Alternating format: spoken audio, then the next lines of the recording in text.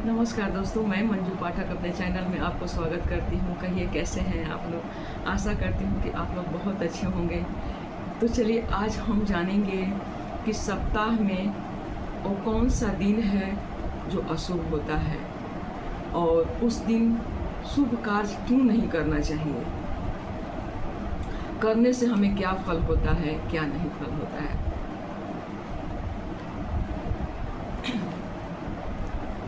देखिए दोस्तों, सप्ताह 7 दिन का होता है और हर किसी के घर में एक ना एक दिन अशुभ होता है।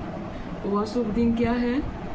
तो किसी के घर में बड़े बुजुर्ग अगर मर गए हैं ना, पिता मर गए हैं, खास करके पितरी मनाया जाता है ये। तो अगर पिताजी नहीं है, ये बेटा बहू के लिए है खास करके, क्योंकि बेटियां तो दूसरे घर की हो गई। वो उनका ससुर अगर मर जाएंगे तो वो मनाएंगे या फिर वो मनाएंगे बेटे। लेकिन ये है बहू बेटे के लिए। तो जैसे बेटा का पिताजी नहीं है, बहू का ससुर नहीं है, तो उस दिन वो कोई भी शुभ कार्य न करें। अगर छोटी नया नया है तो मैके ससुराल न जाएं, मैके में हैं तो ससुराल न आएं, ससुराल में हैं तो उस दिन मैके न जाएं। क्योंकि उस दिन हम कोई भी कार्य करते हैं ना अच्छा, तो उस दिन शुभ नहीं होता है। मन को संतुष्टि नहीं होता है। मन को ऐसा लगता है कि कुछ घटना होने से ऐसा लगता है कि अरे ये काम कर दिए तो ये हो गया, अरे ये काम नहीं किए होते तो वो नहीं होता।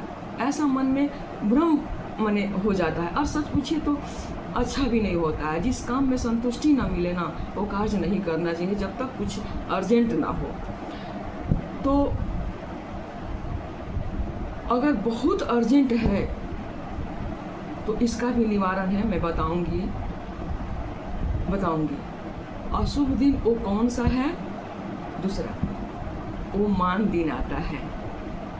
तो मान दिन हमें मनाना चाहिए, क्योंकि हमारे घर का मालिक थे, हमारे कभी उनका हुक्म चलता था, कभी उनका मैंने बहुत सर्वश्रेष्ठ थे हमारे घर का, और वो चले जाते हैं तो कम से कम ये बेटा बहू को जरूर मनाना चाहिए। क्या है उनके लिए थोड़ा सा समय शोक टाइप का ये हो गया कि मान लीजिए कि मैके हैं तो ससुराल नहीं जाए, ससुराल हैं तो मैके नहीं आए। उस दिन कुछ शुभ कार्य के लिए हम कहीं निकले नहीं, जैसे लड़का लड़की को शादी के लिए हम निकलना चाहते हैं तो मान दिन को नहीं निकले। लड़का लड़की का लड़का देखने जा रहे हैं तो नहीं जाइए, लड़का को लड़की देखने जा रहे हैं तो नहीं जाइए। या फिर उस दिन कोई सोना चांदी शादी के लिए आप खरीदना चाहते हैं, साड़ी कपड़ा खरीदना चाहते हैं तो वो मत खरीदिए। और कुंडली दिखाना चाहते हैं तो वो मत दिखाइए। बहुत सारा ऐसे कार्य हैं जो हम उस दिन मान दिन को नहीं करते हैं। यहाँ तक कि शादी का डेट भी हम रखने जाते हैं ना, तो वो भी नहीं रखते हैं। मड़वान जिसको बोलते हैं वो भी नहीं रखते हैं, क्योंकि मड़वान का शुभ मुहूर्त होता है। कितना बजे से कितना बजे मंडप होगा, कितना बजे से कितना बजे तिलक का विधि होता है। तो ये सब कार्य मान दिन को नहीं करना चाहिए। भले ही पंडित जी अपना सुविधा के लिए बोल देते हैं कि एक बार शुरू हो जाता है ना तो फिर उसमें दोष नहीं लगता है, लेकिन ठीक है, उनका भी कहना सही है कि मान लीजिए कि 4 दिन का डेट रखाया है तो कम से कम शुरुआत तो अच्छा दिन का हो गया। बीच में अगर कुछ मान दिन पड़ जाता है तो नहीं करना चाहिए। उनका भी काम ठीक है, लेकिन मड़वान का शुरुआत मान दिन को मत कीजिएगा। हाँ, तिलक हुआ, चाहे और कोई तिलक चढ़ गया या फिर और भी कुछ छोटा छोटा मेहंदी हुआ, बहुत सारा घिढारी मातृ पूजा हुआ, ये सब विधि है तो मान दिन भी रहेगा, क्योंकि शुभ दिन का तो शुरुआत हो गया ना। तो बीच में अगर पड़ता है तो कंटिन्यू अगर हो जाता है तो कोई दिक्कत नहीं है उसमें, लेकिन शुरुआत नहीं करना चाहिए किसी को। और वो अच्छा नहीं मानते हैं।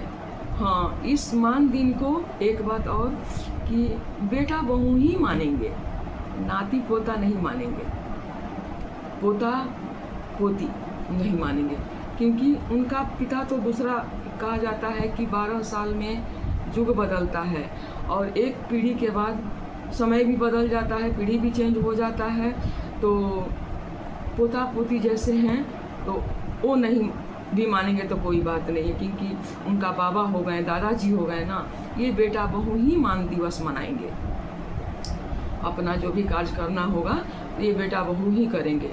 हाँ, ये मान खत्म तब हो जाता है जब उस दिन कोई वंश का आगमन हुआ, जन्म, मैंने कहने का मतलब कि जन्म हो गया, तो ये मान खत्म हो जाता है, तब मान मिट जाता है, मान का कोई वैल्यू नहीं रह जाता है, क्योंकि उस दिन वंश तो हो गया ना, एक वंश चले गए तो दूसरा वंश आ गया ना, तो ये मान कट जाता है। जैसे कुंडली मिलाने जाते हैं तो किसी कारण बस नाड़ी दोष लग रहा है तो चंद्रग्रहण क्या क्या सब मिला के पंडित जी लोग कटिंग कर देते हैं, उसी तरह ये भी है कि घर का मालिक अगर मुखिया चले गए हैं, मान दिवस बेटा बहू मना रहे हैं, तो दूसरा पीढ़ी में पोता उनका आ गया, उसी दिन जन्म ले लिया, तो ये मान खत्म हो जाता है।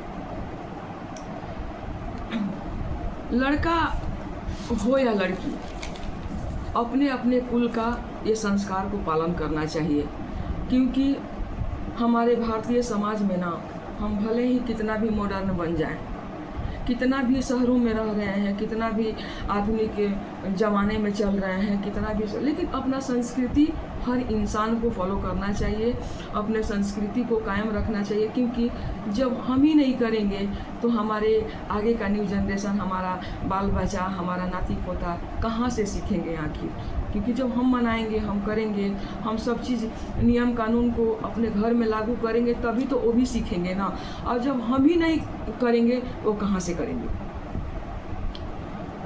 शुभ कार्य के दिन साड़ी, कपड़ा, गहना, जेवर विवाह के लिए अगर खरीदना चाहती हैं तो वो भी बिल्कुल ना खरीदें, क्योंकि ये नहीं करना चाहिए, अच्छा नहीं है।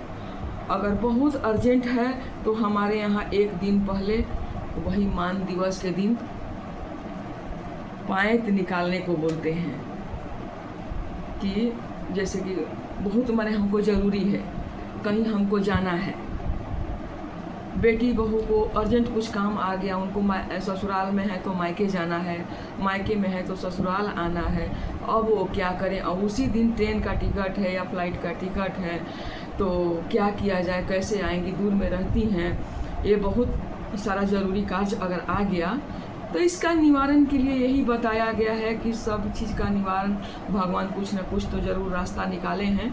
तो बस यही है कि एक दिन पहले, जैसे सुबह निकलना है तो शाम को घर से अपना जिस रास्ते से निकलिएगा, जिस गेट से निकलिएगा, तो रास्ता में अगर किसी का घर मिलता है तो घर, या फिर कोई ऐसा जगह है जहां आप सुरक्षित उस सामान को रख दिए हैं, जैसे कि रुमाल हुआ, कोई वस्त्र हुआ, कोई दुपट्टा हुआ, बच्चे का गंजी हुआ, उस चलती हुई रास्ता पर जो रख दीजिएगा, जो जाते समय आप ले सके, तो वो कर सकती हैं कि अर्जेंट है तो आप निकलिए, लेकिन एक दिन पहले आप उस रास्ते में जाते हुए रख दीजिए अपना रुमाल, चाहे दुपट्टा, चाहे गंजी, और जाते समय उसको ले लीजिए। तो वो क्या होता है ना, इसको क्या बोलते हैं कि जिस दिन से आप पायत निकाल दिए, माने वस्त्र निकाल दिए, उस दिन से आपका रास्ता शुरू हो गया, माने जर्नी शुरू हो गया, कहते हैं ये। अब उस दिन से कटिंग करके एक दिन पहले से ही आपका शुरू हो गया, तो इसको नहीं मानते हैं,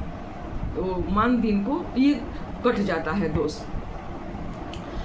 रही बात बेटी बहू, एतवार मंगल को भी हम लोग हर दिन मानते हैं, वो मैके ससुराल विदाई नहीं होते हैं।